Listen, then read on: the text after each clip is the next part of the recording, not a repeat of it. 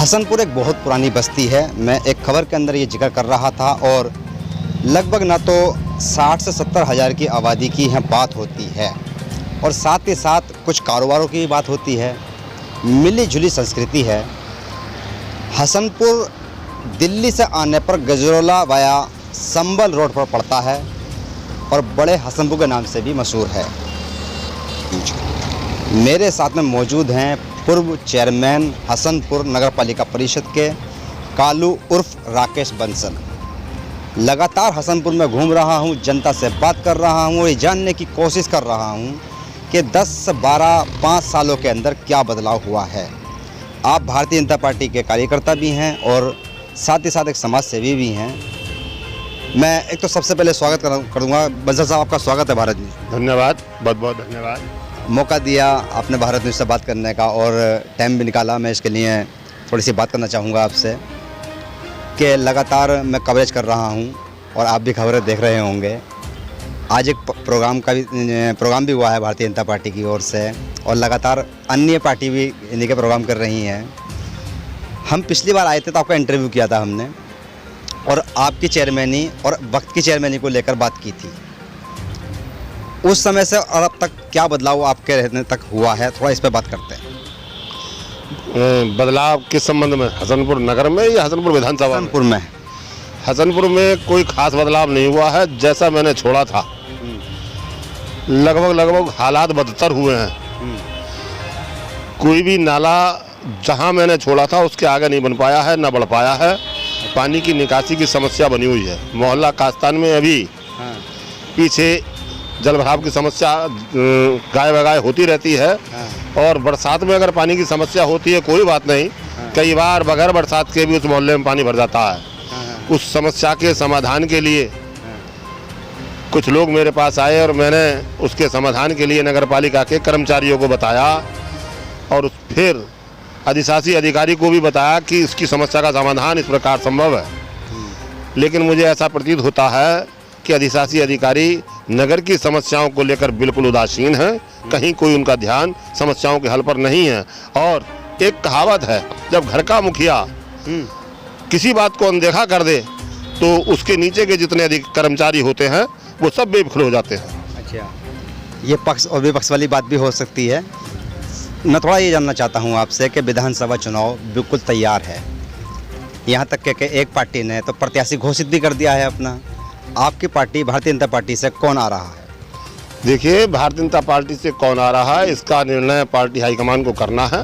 दावेदार बहुत हैं, मैं भी दावेदार हूँ, 17 में भी दावेदार था और मजबूत दावेदार था, अब भी मजबूत दावेदार हूँ। जहाँ तक बहुजन समाजवादी पार्टी के प्रत्याशी की घोषणा की आपने बात कही, मैं नहीं मानता कि वो अंत समय तक इस मुकाम पर, इस मोर्चे पर डटेंगे या रुकेंगे, क्योंकि बहन जी की पार्टी की परिपाटी रही है कि समय समय पर वो प्रत्याशी बदलती रही हैं और बदल देती हैं। अच्छा, यानी कि आपको ये उम्मीद है कि वे जो फिरे सिंह गुर्जर हैं वो बदले जा सकते हैं? निश्चित रूप से बदले जा सकते हैं। थोड़ी सी ये बात और कर लेते हैं कि आज आपका विधायक की ओर से महेंद्र सिंह खड़गवंशी ने एक सम्मेलन किया है दीपावली को लेकर। दीपावली मिलन है क्या कहते हैं? तो कुल मिलाकर मैं देख रहा था कि गाँव देहातों से तो इसमें कार्यकर्ता मौजूद थे, हसनपुर के लोग नहीं थे, आप भी नहीं थे। देखिए, जहाँ तक आपका ये कहना कि विधायक जी के द्वारा एक कार्यक्रम या सम्मेलन था, मैं इस बात को किसी कीमत पर मानने के लिए तैयार नहीं हूँ। संगठन का कार्यक्रम था, बूथ अध्यक्षों को बुलाया गया था। मुझसे बाइट ली है, मैं सुना सकता हूँ, उन्होंने बताया कि भाई ऐसा कर रहे हैं। अगर वो कह रहे हैं तो गलत कह रहे हैं। पार्टी का कार्यक्रम है बूथों का। बूथ के अध्यक्षों का सम्मान समारोह था और बूथ के हसनपुर विधानसभा के अंदर लगभग अब 372 बूथ हैं, पहले 364 बूथ थे। 364 बूथों के 364 बूथ अध्यक्ष आमंत्रित थे। उसमें कितने आए, कितने गए, कितने वहाँ मतलब पहुँचे, इसकी जानकारी मुझे इसलिए नहीं है क्योंकि मैं खुद भी बूथ अध्यक्ष नहीं था। काश अगर मैं बूथ अध्यक्ष होता तो आज मैं बैठक में होता तो मैं आपको सही जानकारी देता। और हसनपुर से लोग मैं देख रहा था कि बहुत कम है। हसनपुर के अंदर 46 बूथ हैं। 46 बूथ में से हमारा लगभग 25 से 26 बूथ हमारे गठित हैं। तो 25 से 26 बूथ अध्यक्ष में से जो संख्या बनती है वो निश्चित रूप से आज की बैठक में होंगे। क्या लगता है आपको सर कि अगर पार्टी टिकट महेंद्र सिंह खड़गवंशी को देती है तो क्या पार्टी यानी कि टिकट निकाल यानी कि सीट निकाल पाएंगे? देखिए, ये पार्टी टिकट किसको देगी किसको नहीं देगी इसके बारे में मौजूदा वक्त में वो तो विधायक तो है ना। मौजूदा वक्त में विधायक है, आने वाले समय मैं खुद दावेदार हूँ। मैं ये कैसे कह सकता हूँ कि महेंद्र सिंह को टिकट मिलेगा? अच्छा, मैं खुद दावेदार हूँ। दावेदार हैं आप, तो कुल मिलाकर चलिए ये बात ठीक है, आप दावेदार हैं, पर ऐसा फिर भी एक होता है कि भाई चलो रिपीट दोबारा से हो जाता है। हाँ, अगर टिकट होगा तो मैं दावेदारी के साथ साथ मैं दावेदार हूँ, अलग बात है, लेकिन पार्टी का निष्ठावान कार्यकर्ता हूँ और कार्यकर्ता रहूँगा। अगर भारतीय जनता पार्टी ने पुनः इनमें विश्वास जताया तो निश्चित रूप से तन मन धन से चुनाव लड़ाऊंगा। आप एक नारा मैंने आपके बोर्डों पे देखा है, मैं इस बोर्ड को दिखाऊंगा आपके कि भाई कमल का फूल मेरा निशान, क्या है ये? देखिए, हम आज के नहीं खानदानी जनसंघी हैं। हाँ। हमारा निशान कमल का फूल, मेरा निशान कमल का फूल, मेरा वोट भाजपा को और आपका भी। ये प्रत्याशी का जिक्र कर दिया ना आपने, तो प्रत्याशी भी कमल का फूल को बना दिया आपने तो। हमारा प्रत्याशी जो भी होगा हाँ। उसका निशान तो कमल का फूल होगा ना, तो प्रत्याशी कमल का फूल, इसलिए हमारा प्रत्याशी ही कमल का फूल होगा। हम ना महेंद्र को जानते हैं, ना मैं कालू को जानता हूँ, अच्छा, और ना मैं चंद्रपाल को जानता हूँ, ना कोई और जो टिकट मांगने वाले, मैं किसी को नहीं जानता। मैं जानता हूँ कमल के फूल को। जिसके पास कमल का फूल होगा, जो चुनाव मैदान में आएगा, पार्टी हाईकमान जिसको कमल का फूल का चुनाव चिन्ह का निशान लेकर भेजेगी, वो ही हमारा उम्मीदवार होगा। नाम में कुछ नहीं रखा। ऐसे क्या ऐसे पांच मुद्दों पर बात कर लेते हैं सर, जो आप जनता से वोट मांगने जाएंगे, क्योंकि कहा जा रहा है, बिल्कुल मैं भी गाँव जा रहा हूँ कि महेंद्र सिंह खड़गवंशी ने बिल्कुल काम नहीं किया है, और तो किस आधार पर जाएंगे कि भाई पार्टी ने इतना काम किया और हमें वोट दीजिए? देखिए, जहाँ तक महेंद्र सिंह खड़गवंशी जी ने काम नहीं किया, इस बात से भी मैं सहमत नहीं हूँ। 2 साल की निधि, लगातार गाँव की वीडियो दिखा रहा हूँ, आप दिखाएं, आपकी बढ़िया बात है। निधि मिलती है 3 करोड़ और गांव है लगभग 400। हसनपुर को भी अगर गांव मान लें तो 400। अगर अब इसका डिवाइडेशन करें तो एक गांव के हिस्से में मात्र मुश्किल से 70,000 रुपये आते हैं, और 70,000 रुपये में एक पुलिया भी नहीं बन पाती है।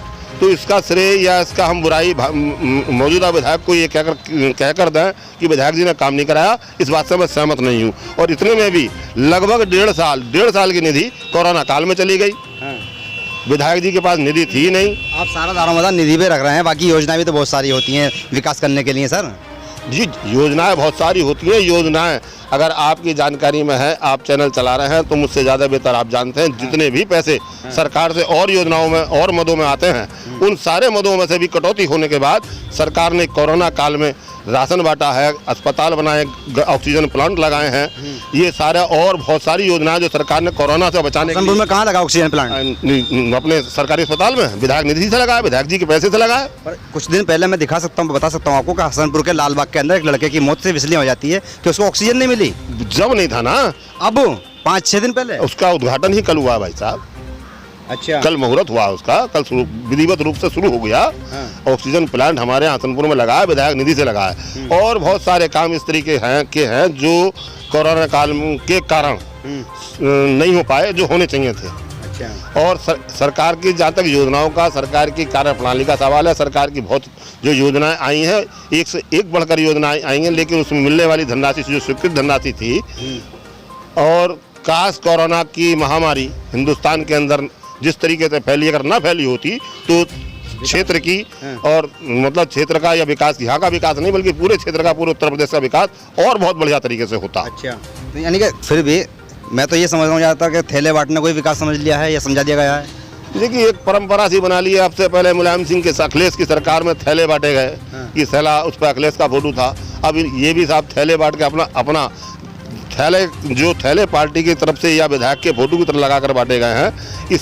इसे हम विकास नहीं मानेंगे, ना ये विकास है। सहमत हैं आप इससे? ना, इससे सहमत नहीं हूँ। काम वो होना चाहिए जनता को, जिससे जनता को सुकून मिले। थैले से क्या सुकून मिल रहा? उसके पास तो कट्टा था, कट्टे में राशन ले जाता था, अब भी ले जाता, ले जाएगा। और ये थैला कितने दिन अपने पास रखेगा, इसका भी कोई औचित्य नहीं है। आप बात कर रहे हैं कि पुराने जनसंघी हैं, पार्टी के कार्यकर्ता हैं, निष्ठावान कार्यकर्ता हैं आप, फिर भी इस तरह की योजनाएं या इस तरह की पॉलिसियां बनती हैं तो कैसा लगता है आपको? क्या बातचीत होती है आपके कार्यकर्ताओं और पार्टी के आला अधिकारियों से भी? देखिए, पार्टी आला अधिकारियों से जहाँ तक संबंध है, तो जो हाईकमान तय कर देता है, हम उसको आगे बढ़ाने का काम करते हैं। लेकिन जहाँ तक इस तरीके की कोई योजना हो तो वो ना पास की जाए, अगर इस तरीके ना चलाई जाए तो ज़्यादा बेहतर है, इसमें धन का दुरुपयोग हो। अरे कार्यकर्ताओं से थोड़ा सा बात करते चलते थोड़ा सा कार्यकर्ताओं से बात की जाती है इस बारे में, क्या जी आपके इलाके में क्या दिया जाए क्या ना दिया जाए? कार्यकर्ताओं की बैठक होती है, कार्यकर्ताओं से राय मशवरा में मालूम करा जाता है, वो अलग बात है।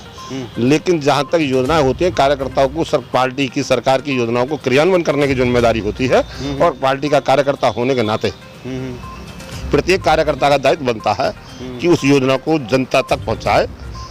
और उसमें कई बार ऐसा, जैसे आपने थैले वाला प्रकरण करा बताया, ये ऐसी भी योजनाएं शामिल हो जाती हैं जो नहीं होनी चाहिए। अच्छा, चलिए थोड़ा सा और बात जान लेते हैं बंसल जी आपसे कि मैं देख रहा हूँ हसनपुर के अंदर भारतीय जनता पार्टी के कार्यकर्ताओं की ओर से होर्डिंगों का तो ढेर लगा दिया गया है। इसके लिए क्या पार्टी फंड देती है या अपने पल्ले से खर्च करते हैं? देखिए, जहाँ तक कार्यकर्ताओं का जो प्रत्याशी हैं, दावेदार हैं, उन्होंने अपने अपने होल्डिंग लगाए हैं, अपने अपने प्रचार में लगाए हैं। पार्टी कोई फंड नहीं देती, अपनी जेब से लगाने पड़ते हैं। मैंने भी लगाए हैं, मैंने भी बॉल पेंटिंग कराई है, मैंने भी पोस्टर लगाए हैं, सब अपने पास से करना पड़ता है। पार्टी का कोई फंड इसमें नहीं होता है। इतना पैसा मिलता है क्या कि भाई विधायक बन जाएंगे और इतना पैसा पहले से पहले खर्च कर लेते हैं और बाद में भी चलते रहेंगे? नहीं, जिसने ज़्यादा लगाए हैं या जिसके ज़्यादा लगे होंगे, ये सवाल उससे करना चाहिए। मैंने तो कोई ऐसा लंबा चौड़ा लगाया नहीं है, मेरी कोई होल्डिंग या होल्डिंग लगी हुई नहीं है कि मैं देख रहा हूँ पूरा हसनपुर के अंदर गजोरे से शुरू करते हैं या उजारी तक पहुँच जाते हैं तो बीजेपी के होर्डिंग नजर आ रहे हैं। बीजेपी के हैं, बिल्कुल ठीक बात है, बीजेपी के कार्यकर्ताओं ने लगाए हैं। लेकिन जहाँ तक मेरा आपका सवाल है, उस सवाल का जवाब ये है कि आप मेरे होल्डिंग बताओ शहर में कितने लगे हैं? मात्र 2, वो भी मेरे मकान के आगे मकान का पता लिखे हुए है। इसके अलावा पूरे शहर में, पूरी विधानसभा में मेरा कोई होल्डिंग। पार्टी फैसला करेगी प्रत्याशी कौन होगा और पहले से पहले ही पूरे पोस्टर लगा के पाट दिया गया है, पूरा प्रचार चल रहा है कि हम भावी प्रत्याशी हैं। चलिए सर, ये ठीक है, जागरूकता आ रही है, पार्टी को लेकर भी प्रचार हो रहा है। मैं थोड़ा सा ये जानना चाहता हूँ आपसे कि जो मूलभूत सुविधाएं मिलनी चाहिए हसनपुर को, उनमें से कौन सी एक ऐसी सुविधा थी आपकी नज़र में जो विधायक निधि से होनी थी या विधायक जी को करवानी चाहिए थी? देखिए, विधायक निधि से कई सारी मूलभूत सुविधाएं हो सकती थी अगर, अच्छा, एक ऐसी सुविधा थी जिसमें कोई लंबा चौड़ा खर्चा नहीं था, जो हमारे यहाँ डिग्री कॉलेज, मतलब गर्ल्स डिग्री कॉलेज बना है सुखदेवी की फील्ड में, ये चालू हो जाना चाहिए था, जो चालू नहीं हो पाया। अच्छा, इसमें विधायक जी की कमी रही? मैं विधायक जी कमी क्यों बताऊं, मैं मतलब नहीं कहने का, लेकिन ये चालू हो जाता तो निश्चित रूप से क्षेत्र की समस्या का, बहुत बड़ी समस्या का निदान होता कि बहुत सारी क्षेत्र की बच्चियां ऐसी हैं जो इंटर कर लेती हैं और उसके बाद वो आगे नहीं पढ़ पाती हैं। यहाँ 2 कॉलेज हैं, जम्मनलाल डिग्री कॉलेज है, एक सरदार बेगम डिग्री कॉलेज है, उनकी फीस महंगी है और वो वहाँ दाखिला नहीं करा पाती हैं। अगर ये चालू हो जाता तो राजकीय विद्यालय था ये बहुत ही बढ़िया रहता, जो चालू नहीं हो पाया, इसका मुझे अफसोस है। 4 साल रह गए हैं और 4 साल हो चुके हैं चेयरमैनी को यहाँ पर और 1 साल आगे बचा है। अगर मान लो विधायक का टिकट आपको नहीं होता है तो फिर क्या चेयरमैनी की कोशिश करेंगे? देखिए, मैं ये बात मानने को तैयार हूँ, टिकट मतलब मानने को तैयार बिल्कुल नहीं हूँ, टिकट मुझे नहीं होगा। मेरा मानना है अब की बार अगर पार्टी ने जनता की आवाज़ पर टिकट फैसला किया तो टिकट निश्चित रूप से मेरा होगा। अच्छा, चलिए, ये कालू बंसल साहब हैं जो कि हसनपुर से चेयरमैन भी रह चुके हैं और दावा ठोक रहे हैं कि पार्टी इनका टिकट जरूर करेगी और ये जनता का फैसला होगा। और अगर ऐसा है तो सर्वे हुआ होगा जरूर कम से कम, और पार्टी ने के जो बूथ स्तर के कार्यकर्ता होते हैं उन्होंने भी कोई ना कोई लिस्ट बनाई होगी कि किसका दम कम है। बहरहाल भारत न्यूज़ की हर वीडियो के अंदर आप देख सकते हैं कि गाँव देहात से लेकर शहर तक महेंद्र सिंह खड़गवंशी का तो कहीं से कहीं तक भी ये जिक्र नहीं आता है कि इनको विधायक दोबारा लाया जाए। मैं एम नफीस रशीद, आप देख रहे थे भारत न्यूज़।